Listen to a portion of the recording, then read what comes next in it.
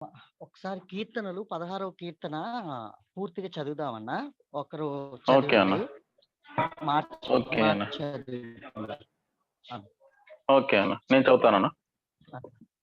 చదవండి.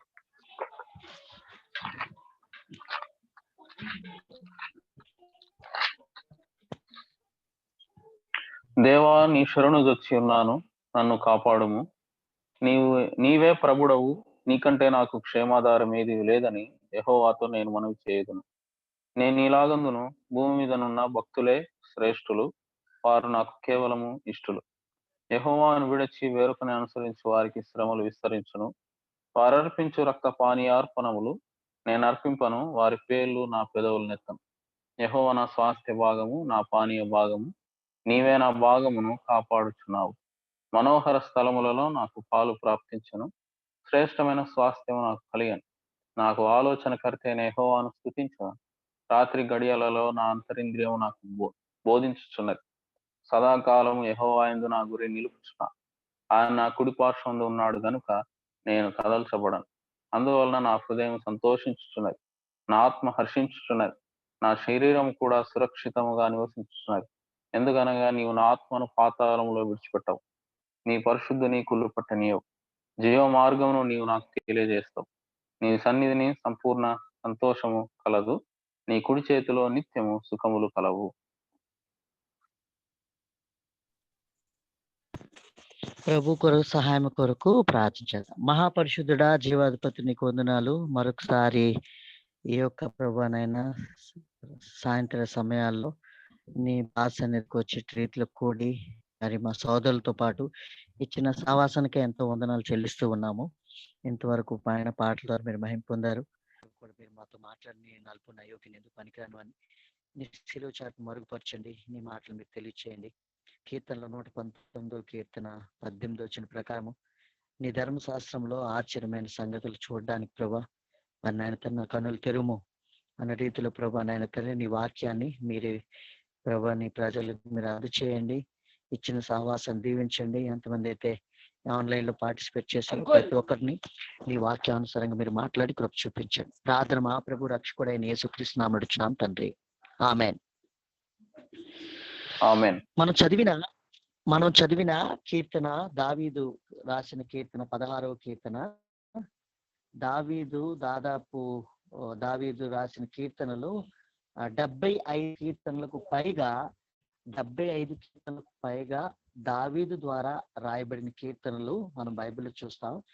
దావీదు రాసిన ప్రతి కీర్తనలో ఆయన యొక్క అనుభవము ఏదైతే అనుభవించాడో ఎక్స్పీరియన్స్ ని మరి కీర్తనలో తెలియజేస్తున్నాడు. ఈరోజు మనం ధ్యానం చేయబడుతున్న వాక్య భాగం యొక్క టాపిక్ దేవుణ్ణి ముందు పెట్టుకున్నట్టు ద్వారా కలిగే 10 రకమైన ఆశీర్వాదాలు. అవి ఆత్మీయంగా శారీరకంగా రక్షించబడిన ప్రతి బిడ్డకి కూడా మరి ఇవి సంబంధించినవి.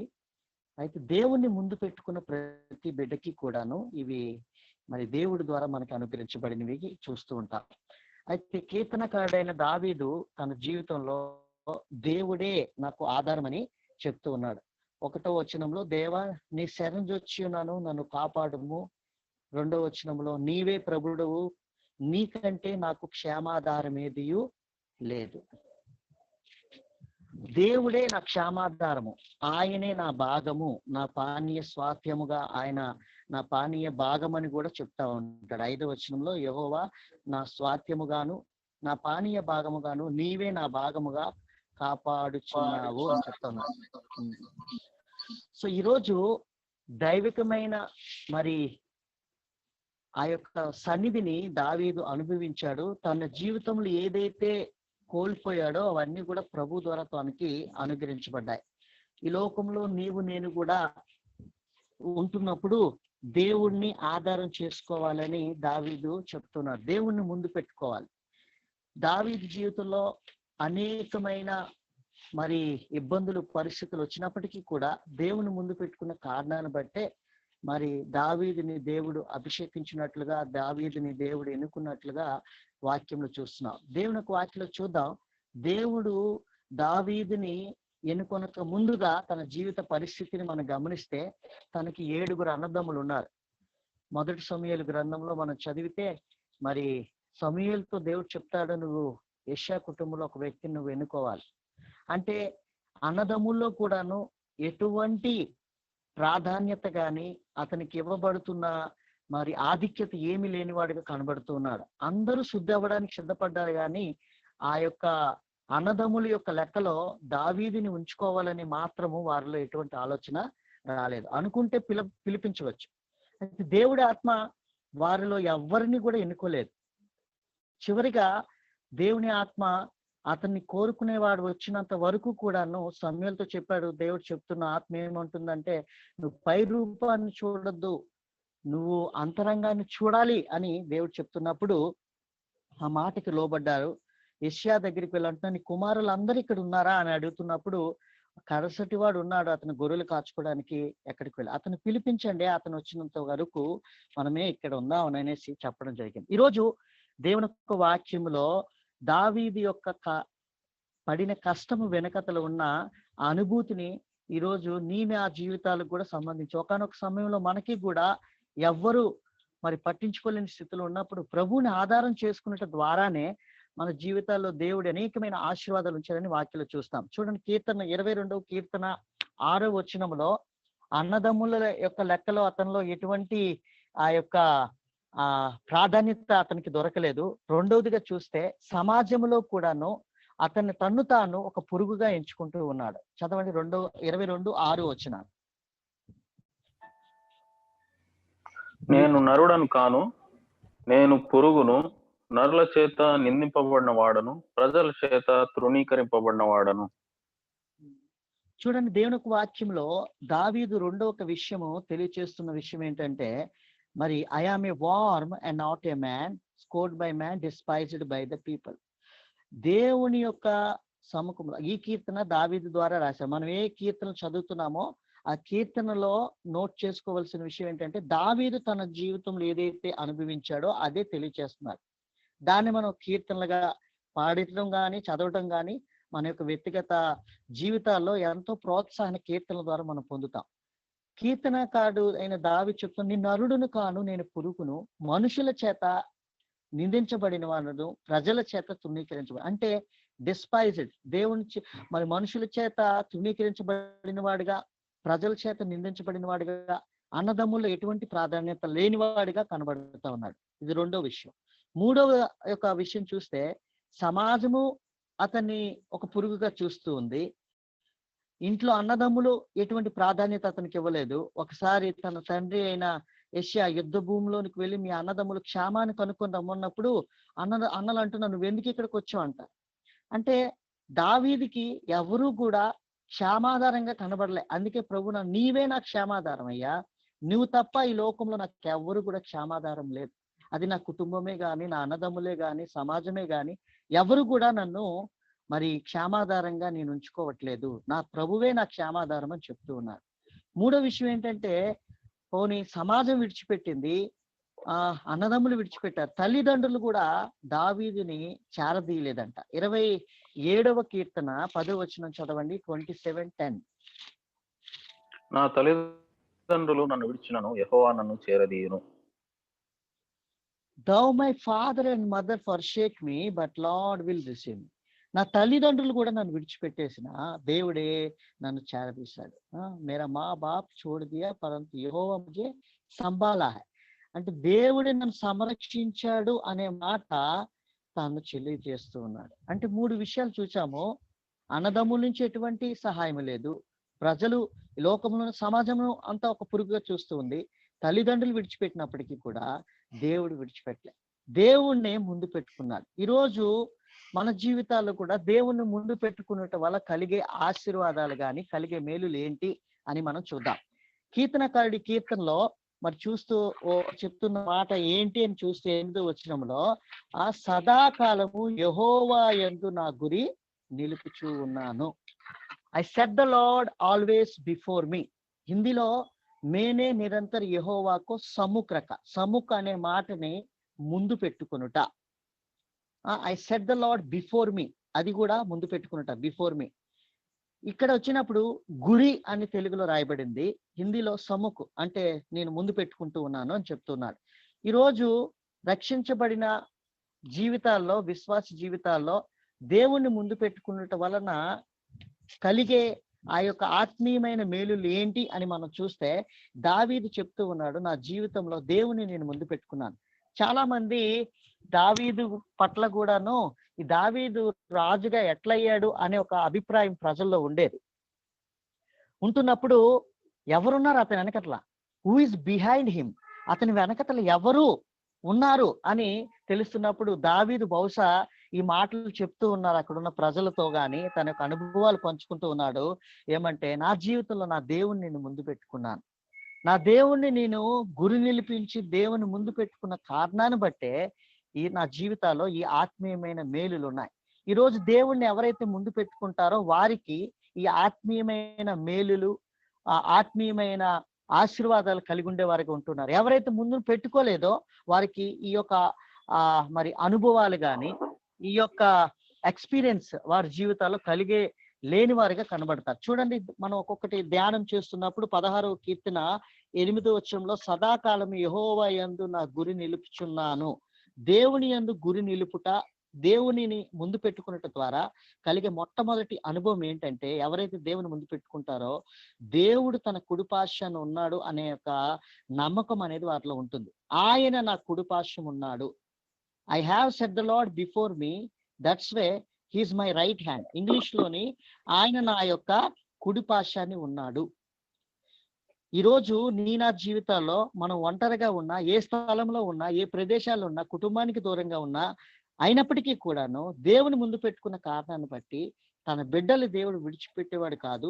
ఆయన నా కుడిపార్శ్వాన ఉన్నాడు అనే ఒక నమ్మకం అనేది మనము చూస్తూ ఉంటాం. ఈ కుడిపార్శ్వాన్ని మరి దేవుని యొక్క బాహుబలం అని కూడా చెప్పవచ్చు. ఇశ్రాయేలు ప్రజలు 430 సంవత్సరాలు ఆ స్లావరీలో ఆ యొక్క ఉంటూ ఉన్నప్పుడు, మరి ఆ యొక్క బానిసత్వ జీవితాల్లో ఐగుప్తు దేశంలోని బానిసలుగా ఉంటున్నప్పుడు వారు మొరపెట్టారు. పెడుతున్నప్పుడు దేవుడు అంట, నేను నా యొక్క ప్రజల యొక్క మొరను విని నా యొక్క బాహుబలము చేత నేను వారిని విడిపించానని చెప్తా ఉంటాడు. ఈ బాహుబలం ఎంతదంటే చూడండి, ఫిరోను రాజు చేతిలో నుండి విడిపించట అది అసాధ్యమైన కార్యం కాదు. చూడండి, నిర్గమకాండము 18వ అధ్యాయం 10వ వచనం చదవండి. నిర్గమకాండం 18వ అధ్యాయము 10వ వచనం.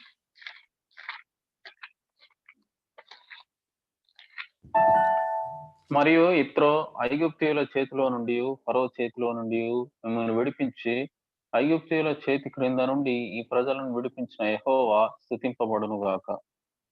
చూడండి, ఐగుప్తు వారి చేతిలో నుండి, ఫిరోను చేతిలో నుండి, హిందీలో ఉండి ఫిరోన్కి ముట్టి అంటే గుప్పిలి విప్పకుండా గట్టిగా పట్టుకునడం, చేతులు బంధించాడు. ఆ చేతులు విప్పడం అంటే అంత తేలికైన విషయం కాదు. అయితే ప్రభు అంటున్నా, నా బాహుబలము చేత నేను నా ప్రజల్ని అక్కడి నుంచి నేను విడిపిస్తాను అని చెప్తా ఉన్నారు.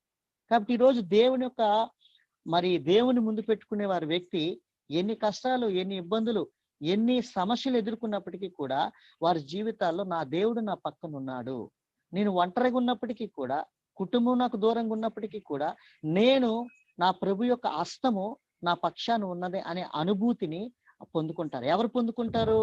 దేవుని ముందు పెట్టుకున్న వ్యక్తికి ఈ యొక్క అభయము, నా యొక్క దేవుడు నా కుడిపార్శ్వాన ఉన్నాడు అని చెప్పే ఒక అనుభవం కలుగుతూ ఉంటుంది. దావీదు ఇదే అంటున్నాడు, నా దేవుని ముందు పెట్టుకున్న కారణాన్ని బట్టి ఆయన కుడిపార్శ్వాన ఉన్నాడు.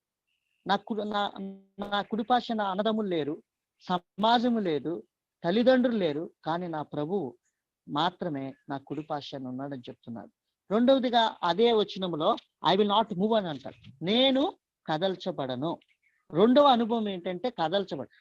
దేవుణ్ణి నమ్ముకునే వాడి జీవితాల్లో నిత్యము కదలక సియోను కొండవలే ఉన్నారని దేవుని యొక్క వాక్యాలు చెప్పబడతా ఉంది. అంటే దేవుణ్ణి ముందు పెట్టుకునే వ్యక్తిలో కదల్చబడే అనుభవము, కదల్చబడను అంటే ఎన్ని శ్రమలు వచ్చినా, ఎన్ని ఇబ్బందులు వచ్చినా, రెండవదిగా మనము స్థిరమైన జీవితాన్ని కలిగే వారిగా ఉంటాం. దావీదు అంటూ ఉన్నాడు, నా జీవితంలో నేను కదల్చబడను. పరిస్థితులు కొన్నిసార్లు మన జీవితాల్లో, మన కుటుంబాల్లో విపరీతమైన పరిస్థితులు వస్తున్నప్పుడు కొన్నిసార్లు మనం ఏమంటే కదల్చబడుతూ ఉంటాం. యోబు జీవితాల్లో అనేకమైన పరిస్థితులు వచ్చాయి. ఆర్థిక పరిస్థితి కానీ, మరి శారీరక పరిస్థితులు కానీ, మానసికంగా కూడా ఎంతో బాధపడ్డాడు.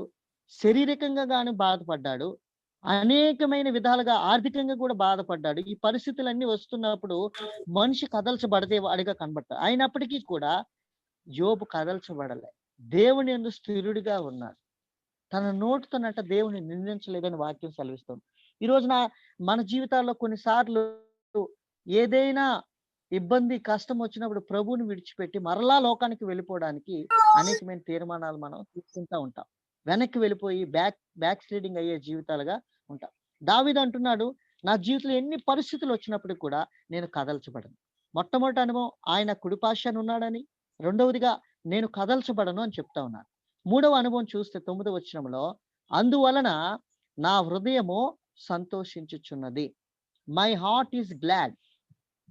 నా హృదయము సంతోషించుచున్నది. దేవుని ముందు పెట్టుకునే వ్యక్తి జీవితంలో ఈ సంతోషం అనేది ఎంతో ప్రాముఖ్యమైనది. యోహాను సువార్త 15వ అధ్యాయము 11వ వచనం చదవండి ఒకసారి. యోహాను సువార్త 15:11.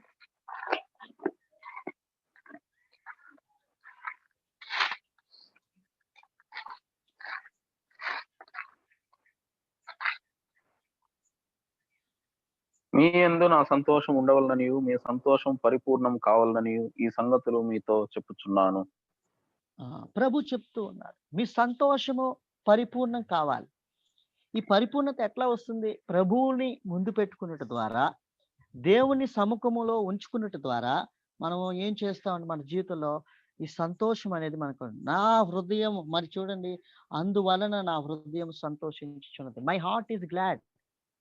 దేవుని ముందు పెట్టుకునే వాడి జీవితంలో ఈ సంతోషము ఎంత ఇచ్చినా మనం కొనలేనిది, ఎక్కడ దొరకలేనిది. ప్రభువులోనే మనం ఈ సంతోషం అనేది వస్తూ ఉంటుంది. ఈ సంతోషం అనేది ఎంతో ఉంటుంది. హబక్కు గ్రంథంలో కూడా చెప్తా ఉంటాడు, ఎన్ని పరిస్థితులు వ్యతిరేకంగా ఉన్నప్పటికీ కూడా నేను ప్రభువులోనే ఆనందిస్తాను, నా ప్రభువులోనే నేను సంతోషిస్తానని చెప్తా ఉంటాడు. అంజూరపు చెట్లు కాయలు కాసినా కాయకపోయినా, గొర్రెలు ఉన్నా లేకపోయినా, ఎన్ని పరిస్థితులు ఉన్నప్పటికీ కూడా నా ప్రభువులో నేను ఆనందించేవాడిగా, సంతోషించేవాడిగా ఉంటానని చెప్తా ఉన్నాను.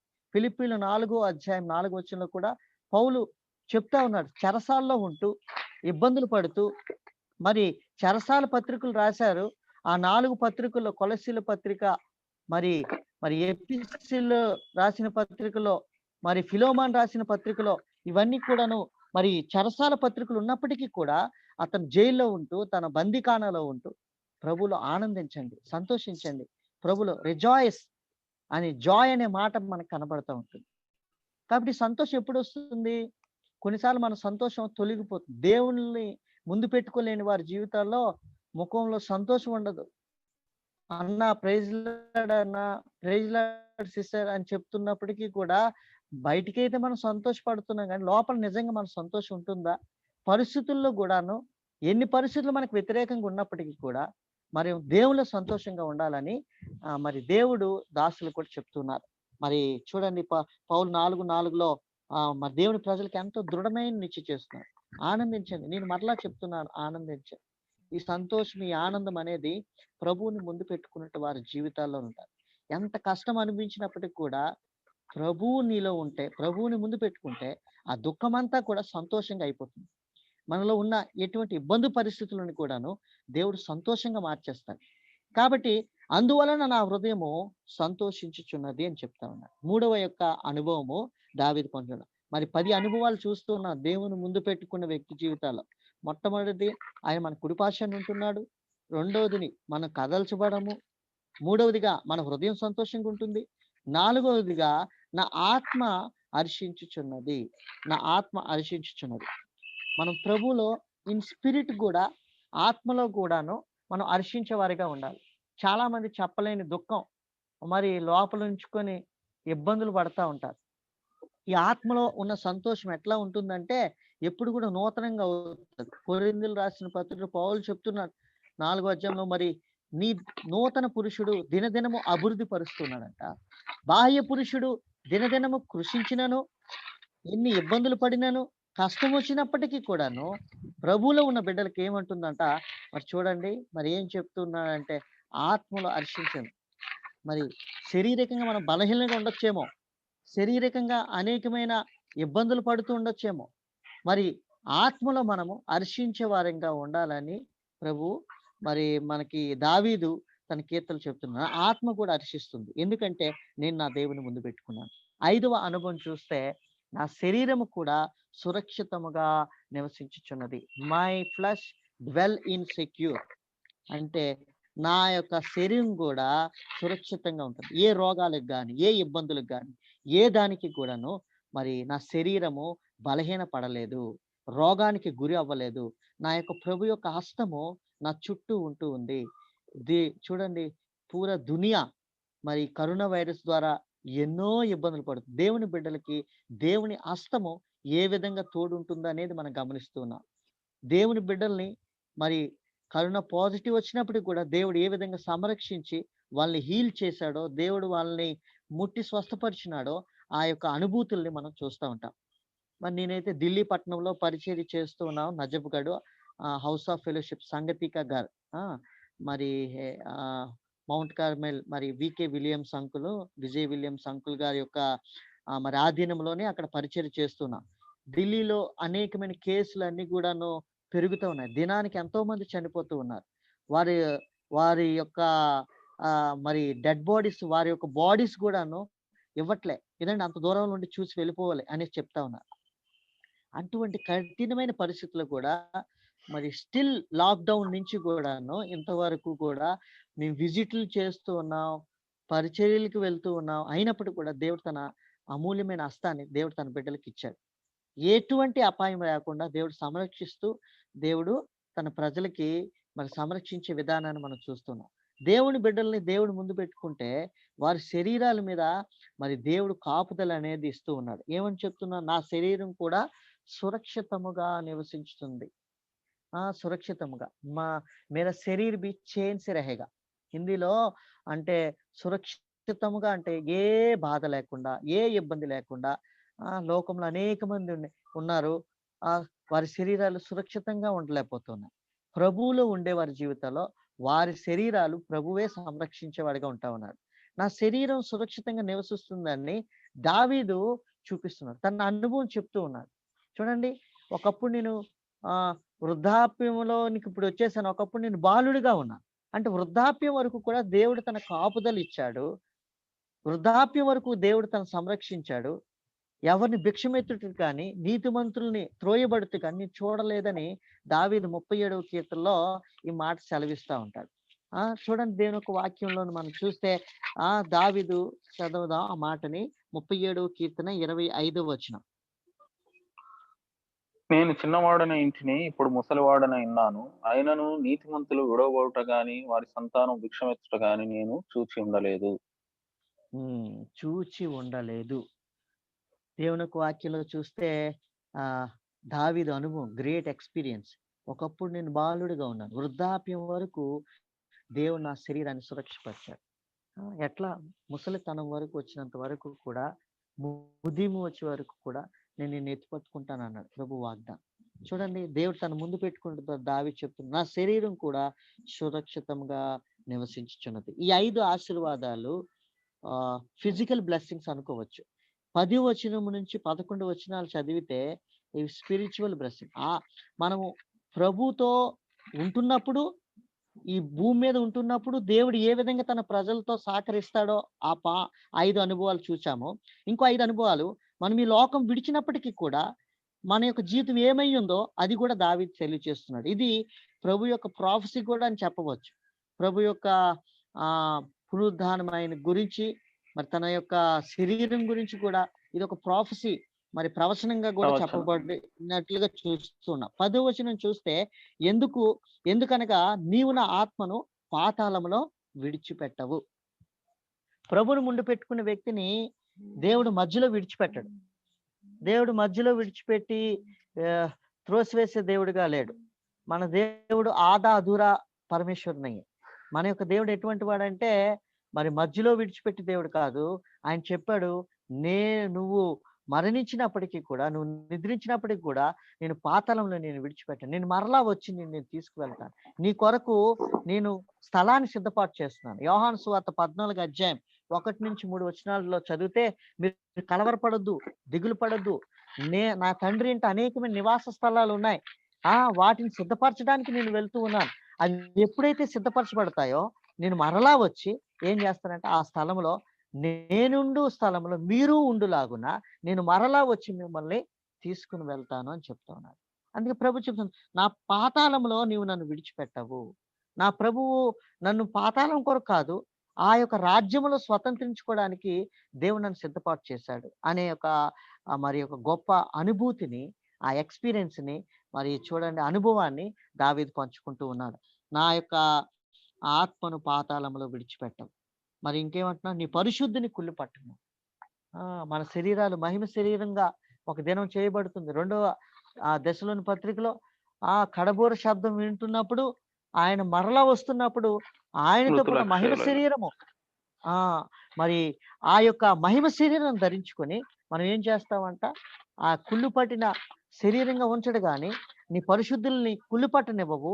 మహిమ శరీరం ధరించుకొని ప్రభుత్వ వెళ్ళే ఒక బాధ్యత, ఆ యొక్క బాధ్యత దేవుడు మనకి ఆ అదృష్టాన్ని ప్రభువు ద్వారా మనకి అనుగ్రహించబడతా ఉంది. దావీదు ఈ విషయాలు చెప్తా ఉన్నాడు. నా ఆత్మను పాతాళం విడిచిపెట్టవయ్యా, ఎందుకంటే నిన్ను నేను ముందు పెట్టుకున్నాను. నన్ను మధ్యలో విడిచిపెట్టే దేవుడు కాదు, నన్ను తీసుకెళ్ళేవాడివి. మరి అంతేగా నీ పరిశుద్ధిని కులిపట్టనివ్వవు. 11వ వచనంలో జీవ మార్గం నువ్వు నాకు తెలియచేశావు. మనం ఈ శరీరం ఈ భూమి మీద ఉంటుండగానే ఈ జీవ మార్గాన్ని మనం కొనుక్కోవాలి. చాలా సార్లు దేవుడు మనకు అవకాశం ఇచ్చినప్పటికి కూడా ఈ జీవ మార్గాన్ని మనం తృణీకరిస్తూ ఉన్నాం. మత్తయి సువార్తలో 7వ అధ్యాయం 2 మార్గాలు ఉన్నాయి. ఒకటి సక్రా మార్గం, 2 చౌడా మార్గం. ఒకటి మరి ఎట్లా అంట, ఇరుకు మార్గం అంట, రెండవది విశాల మార్గం. ఈ విశాల మార్గము ఒకానొక సమయంలో అది ఎటువైపు, నరకాని వైపు తీసుకువెళ్తుంది. ఈ ఇరుకు మార్గం అనేది మనకి జీవం వైపు తీసుకువెళ్తుంది. ప్రభు ఈ భూమి మీద ఉంటుండగానే ఈ జీవ మార్గము నాకు తెలియచేశావు. ఒకానొక సమయంలో నీవు నేను ఆ జీవ మార్గం ఎరగకుండా ఆ చౌడా మార్గం అనగా ఆ విశాల మార్గాల్లో తిరిగేవారు. అయితే ప్రభు మనల్ని జీవ మార్గం నాకు తెలియపరిచావు అని చెప్తా ఉన్నారు. ఈ యొక్క అనుభూతిని కూడా దావీదు తెలియజేస్తున్నారు. 139వ కీర్తన 23, 24 చదవండి.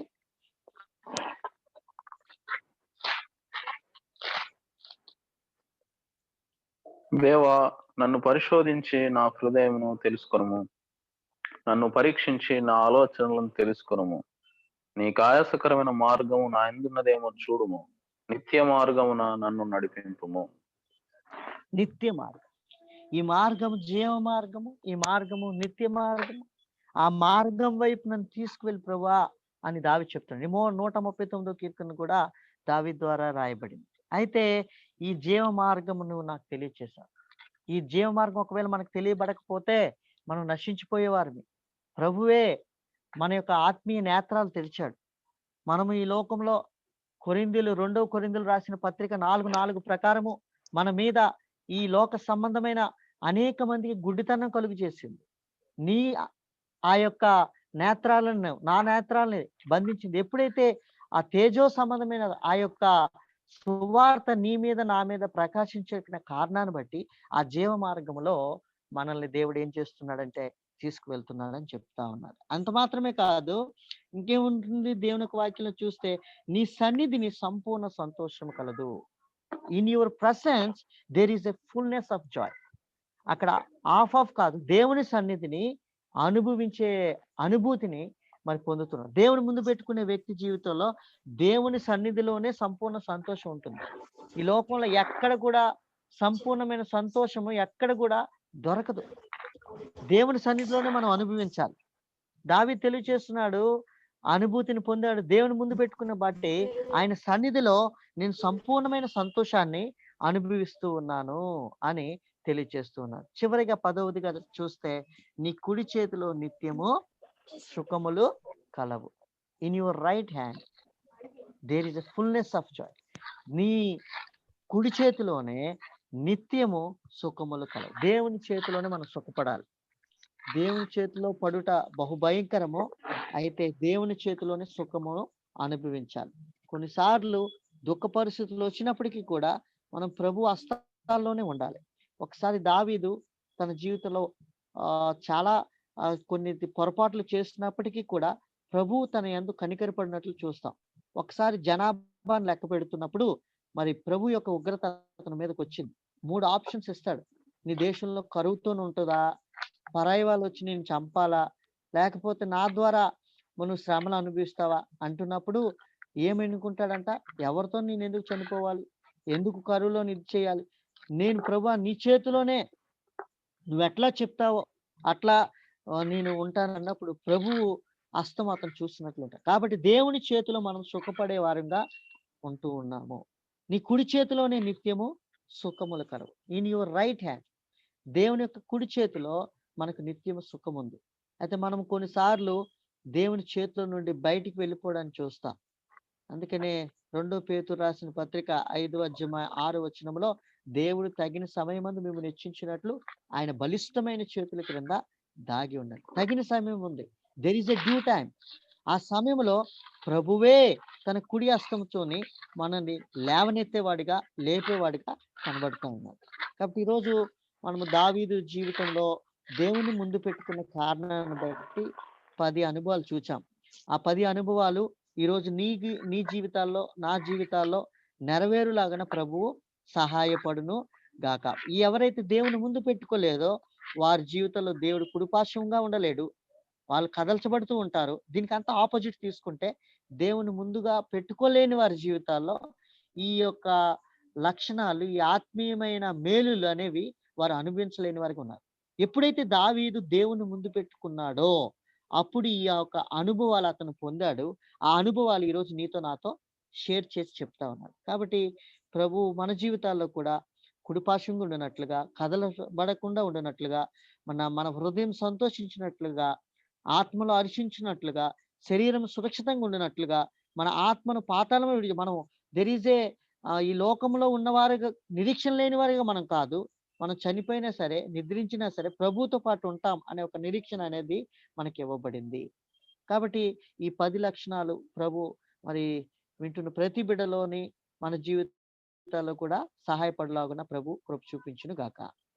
ప్రార్థన చేసుకుందాం. అన్న శ్యామన్న. నన్ను మిక్కిలిగా ప్రేమించినటువంటి నా ప్రియ పరలోకపు తండ్రి, ఘనమైన గొప్ప దేవ, పరిశుద్ధుడా, నీతిమంతుడా, సత్యదేవ, నిన్న నేడు నిరంతరము ఏకరీతిగా ఉన్నటువంటి మా గొప్ప దేవ, ఈ సాయంకాల సమయంలో ప్రభావ మీ దాసుని ద్వారా మా వద్దకు తీసుకొచ్చిన లేఖన భాగం బట్టి నీకు వందనాలు. స్పష్టంగా మాతో మాట్లాడుతూ వచ్చినారు, అందరిని బట్టి నీకు వందనాలు. ప్రభావ మా జీవితంలో నాయన మేము దేన్ని ముందుగా పెట్టుకుంటాం, లేకపోతే దేన్ని మేము గురిగా కలిగి ఉంటున్నాం అనే సంగతిని తండ్రి మీ దాసుని ద్వారా మీరు మాట్లాడుతూ వచ్చిన దాన్ని బట్టి నీకు వందనాలు.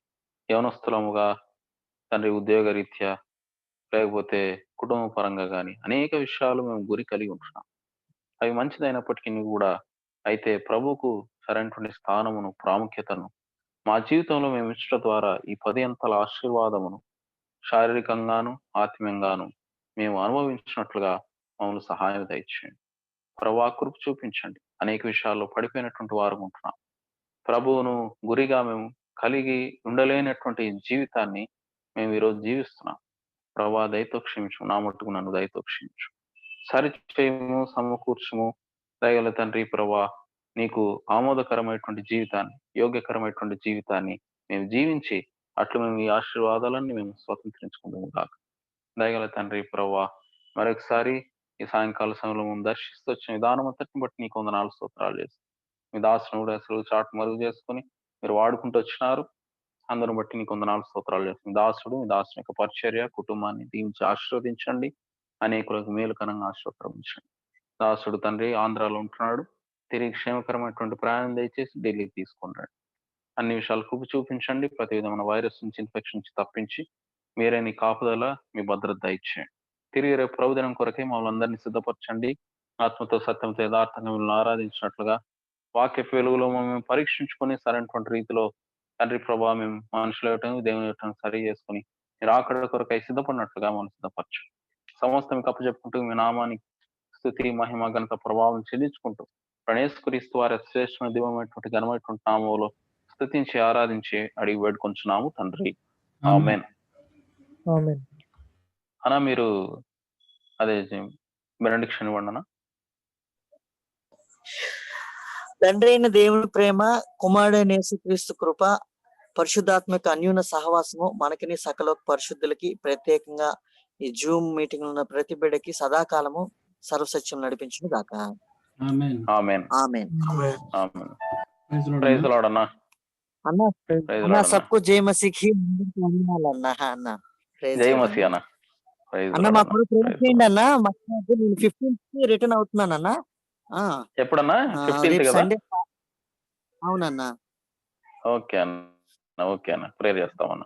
రేపు శాలేంలో వెళ్తున్నాం అన్న. ప్రేయర్ లో పెట్టండి అన్న. ఓకే అన్న. ఖచ్చితంగా అన్న. ఖచ్చితంగా అన్న. ప్రైజ్ లార్డ్ అన్న. ఓకేనన్న. ప్రైజ్ లార్డ్ అన్న. Good praise night Lord. అన్న. టేక్ కేర్ అన్న. Praise Lord. అందరికి ప్రైజ్ లార్డ్. తిరిగి వచ్చే సాయంత్రం మనం 7 గంటలకు ఇప్పటి కొరకై చేరి వస్తాం. Praise Lord. Praise Lord. Praise lord.